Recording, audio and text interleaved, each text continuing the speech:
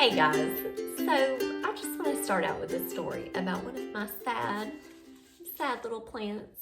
This is a pothos plant and it's supposed to be super easy to keep alive, but as you can see, I can't do anything for it. It's probably one of three things. It's probably either a water issue, a light issue, or maybe a nutrient issue. So I don't know. I don't know if there's hope for this one. But for my other plants, they're doing just fine and they're happy and they're making their own food, which is amazing that plants can do that, isn't it? If only we could put our kids outside and just let them soak up the sunlight and just stand in the rain, and then they can make their own nutrients for a month. Wouldn't that be awesome? But unfortunately, it doesn't work like that. We humans need food on a pretty consistent basis, don't we? And if we don't get it, then it doesn't take too long for us to start feeling pretty angry and pretty upset. I know that you guys have probably heard the term hangry, hungry plus angry, and that term gets thrown around a lot at my house because myself and my oldest daughter tend to get very hangry when it hasn't been very long since we've eaten. I can remember the day I had her in the hospital, I had gone all night without eating and I'd gotten sick in labor. So whatever food I did have was not in my belly anymore. And then when I finally had her, it was like 7 a.m. on a Sunday morning. And of course, like once the adrenaline wore off and we had spent time bonding with her, all I could think about was food. And then when the hospital finally brought me a breakfast, it was French toast. And I just remember that being the best French toast I'd ever had because it had been so long since I'd eaten. I was so hungry. And it's probably not the only time I've felt that hungry, but I definitely haven't experienced true hunger where I didn't know where my next meal was coming from. And I don't know if many of you are that way, but I assume that a lot of us probably are. However, there are some who have experienced true hunger. In fact, there's research that shows that when kids come from a background, if they've been in an orphanage or somewhere where they haven't had consistent food and they truly have been deprived, even when they get adopted, they still have this mentality of hoarding food and binging on food when they get it because they just aren't used to a consistent supply of nourishment, right? They don't know how to trust the provider. I see this in our lives and I see this in the Bible.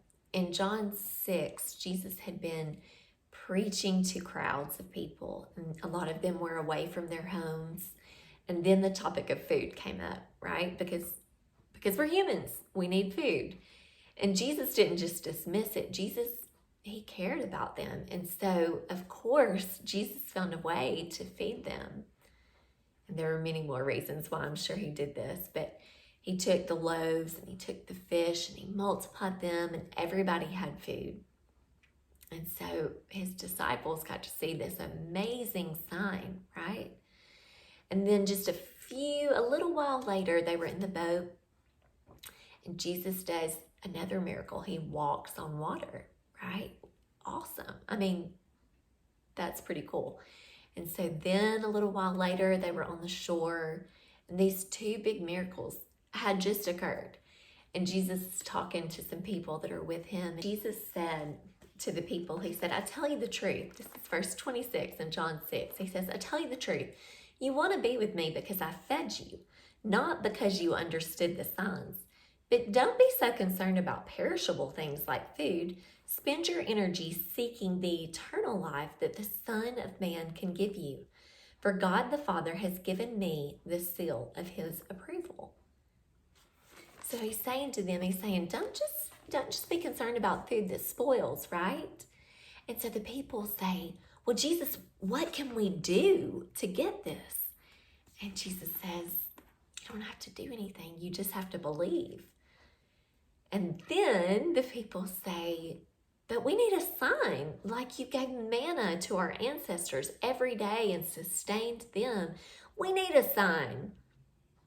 And Jesus was super patient and super merciful, because he could have said, do you not remember the loaves and fish? Do you not remember me just walking on water?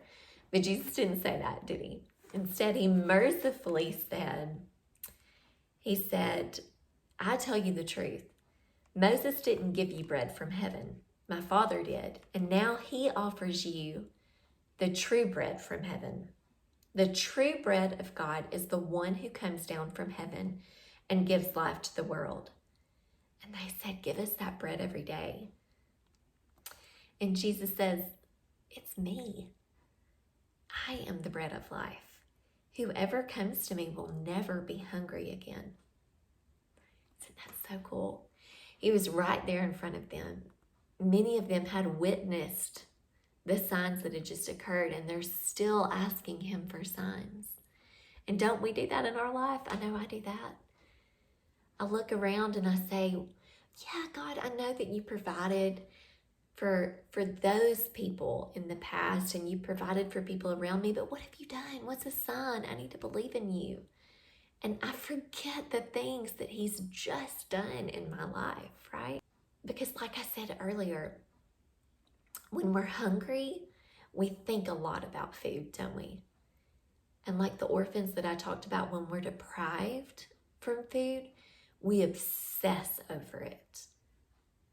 We hoard whatever we can. We binge on whatever we can because we're deprived, because we're not consuming the food that we need every day to sustain us, right?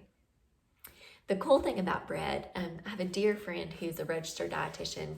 Her name is Tammy Beasley, and she's awesome. And she did a lesson one time that I'll never forget, and she talked about how bread in its simplest form, the wheat kernel, is made up of 3 parts, which in and of itself is pretty cool, right? Because Jesus says he's the bread of life. But we know that Jesus is part of the Trinity. He's part of the Father, the Son, and the Holy Spirit. And the wheat kernel, which is made up of the 3 parts, it's made up of the outer layer, and then the inner part, and then the little bitty part that is the source of life, the germ.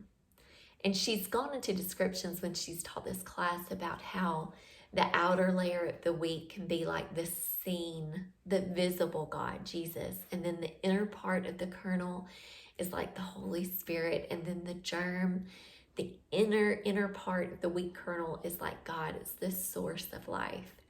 And I just find it so neat that nothing is an accident that God has provided for us in his word, is it? And it's probably so much deeper and so much better than our human minds can even understand. But when I think about that, I just think about how bread in its simplest form, a carbohydrate, its main job is to give fuel to our body, to give energy to our brain. In fact, that is what our body breaks down to give energy to our brain. Is it breaks anything down into glucose, and then the carb feeds our brain, and that's what gives it energy to think, and it gives us energy to breathe. It gives us energy to survive, right? And Jesus tells them, he says, I'm the bread.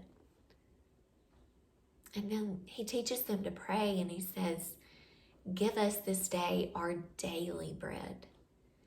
Yes, it's the bread that can fill us up eternally, but it's the bread that we need every day. We need it to survive, and we need it to keep us going. And I just love that it requires abiding. It requires coming back to him every day and filling up.